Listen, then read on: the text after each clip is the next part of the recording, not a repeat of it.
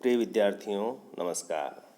हमने पिछले कालांश में रीति काव्य की विविध धाराओं का अध्ययन किया था, जिसमें ये देखा था कि रीति काव्य की तीन प्रमुख धाराएं हैं: रीतिबद्ध, रीतिमुक्त और रीतिसिद्ध।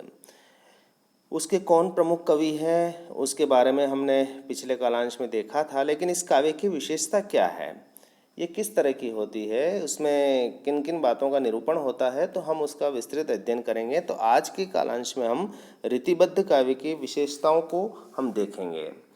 तो रीति काल में रीति तत्व की प्रधानता रही और कवियों ने काव्यांग निरूपण की ओर अधिक ध्यान दिया। लक्षण ग्रंथों की रचना करने वाले इन कवियों को रीतिबद्ध कवि भी कहा।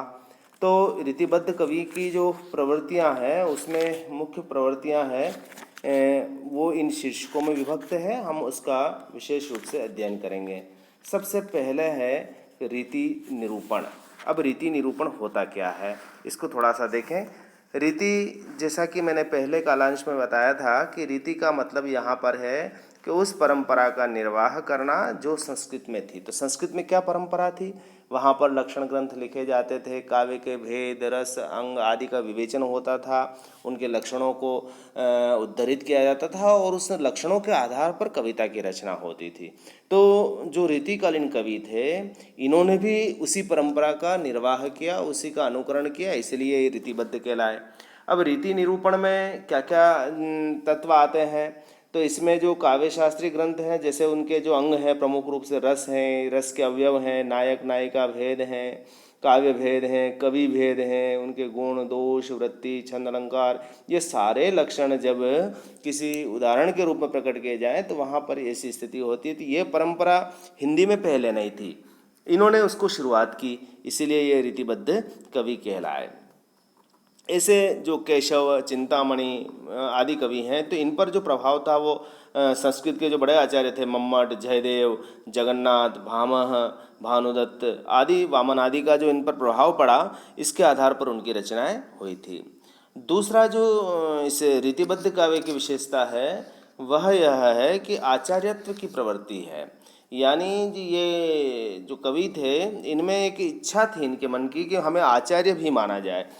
तो अपने आचार्य कर्म का निर्वाह करने के लिए, और दूसरी कारण ये भी था कि ये किसी किसी दरबार में शिक्षा देने का काम भी करते थे। तो अपने आप को आचार्य के रूप में निरूपित करने के लिए इन्होंने संस्कृत के काव्य सिद्धांतों को सामने रखा, ताकि इनका आचार्यत्व की रक्षा हो सके, और उसके अनुसार फिर इन्होंने कविता की रचना की।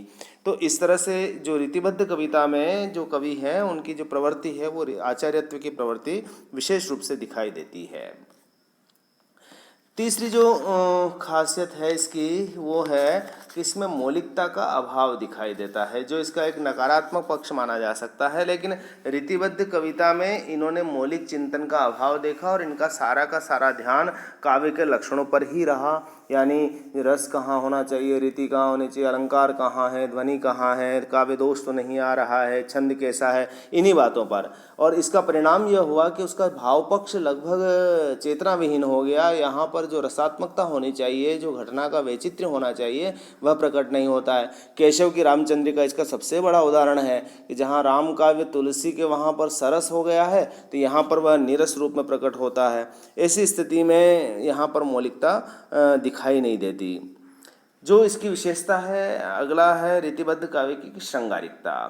श्रृंगार वर्णन में इन्होंने काफ़ी नक्शिक वर्णन किया, नायिका के विभिन्न भावों का, हाव भावों का वर्णन किया, और वहाँ पर विलास, कुंज, वन, सरोज, बाग, कुंजों की बहार, उनके अलावा नायक नायिकाओं की चेष्टा, जितनी बातें हो सकती है किसी भी काव्य के अंगों के रूप में, उसका उन्होंने बखूबी वर्णन किया। और ऐसी स्थिति में वह कई बार अतिशयोक्तिमूलक वर्णन करते करते ऐसी स्थिति में भी पहुँच गए जहाँ स्वाभाविकता का भी समावेश नहीं रहा।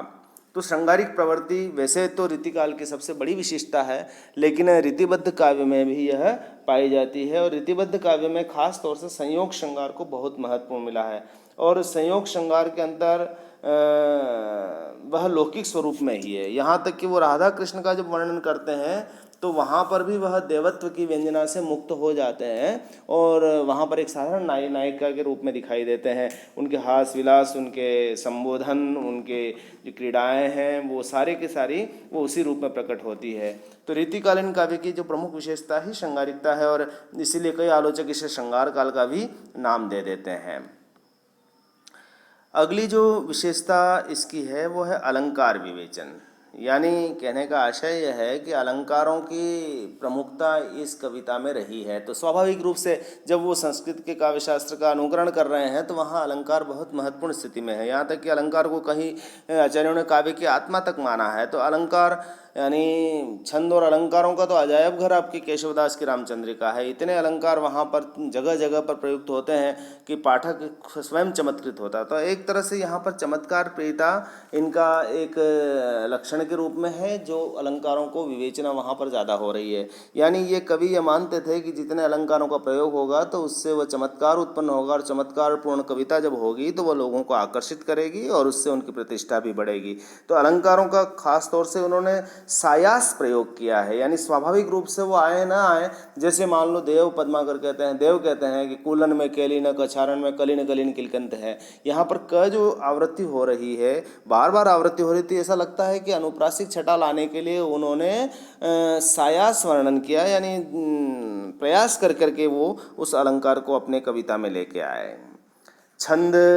छंदों का जो विवेचन इस कविता में देखेंगे तो आपको संस्कृत के छंदों का तो निर्वाह ही है, इसके अलावा बाद में जो तद्भव हिंदी के जो छंद थे उनका भी प्रयोग किया है और सभी छंदों का प्रयोग किया। और रामचंद्रिका का मैं बार बार जब नाम ले रहा हूँ तो उस छंदों का अजायब घर ही इसलिए कहा जाता है कि वहाँ पर पल पल में छंद बदलते हैं। यानी सर्गवार छंद न बदल करके छोटे छोटे अंशों में ही सर्ग बदल रहे हैं। जैसे आपका अंगद रावण संवाद का जो आपके पाठ्यक्रम में है, आप पढ़ा है, आपने उसमें देखा है कि कहीं नाराज छंद आ रहा है, कहीं भुजंग प्रयास छंद आ रहा है, कहीं निशिपाली का छंद आ रहा है, कहीं सवैया आ रहा है। तो वो लगातार बदलते जा रहे हैं। हरिगीति का बहुत ज़्यादा प्रयोग हो रहा है। यानी संस्कृत के छंदों का प्रयोग करते करते उस छंदों के साथ अलंकारों का प्रयोग करके उन्होंने चमत्कार प्रियता का प्रदर्शन भी किया और एक कविता को विशिष्टता भी दी।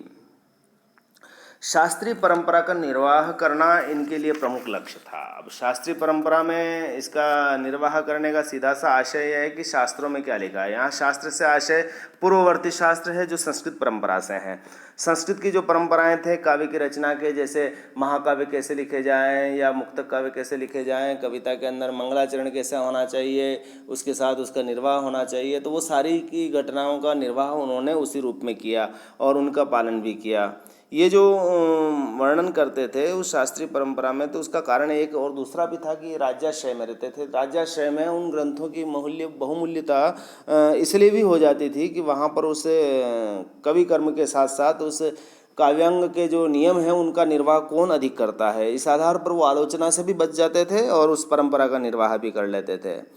रीतिबद्ध काव्य की जो एक विशेषता सौंदर्य चित्रण का यहाँ उल्लेख किया है, तो सुंदरता का वर्णन तो मैंने पहले कहा है कि प्रकृति के साथ साथ उन्होंने नारी सौंदर्य को बहुत ज़्यादा महत्व दिया। वहाँ पर सामान्य जो नारी है उसका स्वाभाविक सौंदर्य के स्थान पर उसका अलौकिक वर्णन तक वो चले गए हैं। और इस तरह का वर्णन किया है कि जहाँ पर कई बार अतिशयोक्ति मूलक दृश्य दिखाई देता है जो कल्पना से परे है। तो इसका एक बहुत बड़ा कारण यह भी था कि वो राजाश्रय में रहते थे। राजा, नवाब, सेठ, साहूकार या दरबारी जीवन या सामंती परिवेश या महलों का जो वातावरण था उसके अनुरूप उन्हें लिखना पड़ता था और उनकी आजीविका का स्रोत भी वही था। ऐसी दृष्टि में तो उनकी कविताओं में वैसा श्रृंगारिक विलासी भावनाएं आना और आश्रयदाताओं को खुश करना, छोटी मोटी सफलता मिलने पर अपनी उदरपूर्ति कर लेना, यश कीर्ति को जब वो बढ़ाते थे तो इसीलिए जो राजा की इच्छा होती थी उसके अनुसार उनको रचनाएं करनी पड़ती थी। ऐसी स्थिति में उनका जीवन चलता था। तो ये जितनी भी कविताएं हैं उनमें ये सब प्रवृत्तियां दिखाई देती हैं। और इस रीतिबद्ध काव्यधारा के कवियों के जब मैंने चर्चा की थी आपके समक्ष, पूर्व के कालांश में केशवदास हुए, चिंतामणि, मतीराम, इसके अलावा देव, पद्माकर आदि इस धारा के बड़े कवि हैं। और इन कवियों ने जो काव्य शास्त्र सिद्धांत हैं संस्कृत के, उसके आधार पर रीति निरूपण किया और इन्हें आचार्यत्व की लोभ के कारण इन्हें डॉक्टर नगेंद्र ने यहाँ तक कि इन्हें आचार्य कवि भी कहा। इस काल के जो कवि थे, केशवदास का नाम लिया मैंने, चिंतामणि है, इसके अलावा देव, पद्माकर और रसलीन भी इसी में श्रेणी में आते हैं, और भिखारी दास का काव्य निर्णय बहुत बड़ा ग्रंथ, कुलपति मिश्र वगैरह ये सभी इसी में आते हैं, जिनकी चर्चा हम पूर्व में कर चुके हैं।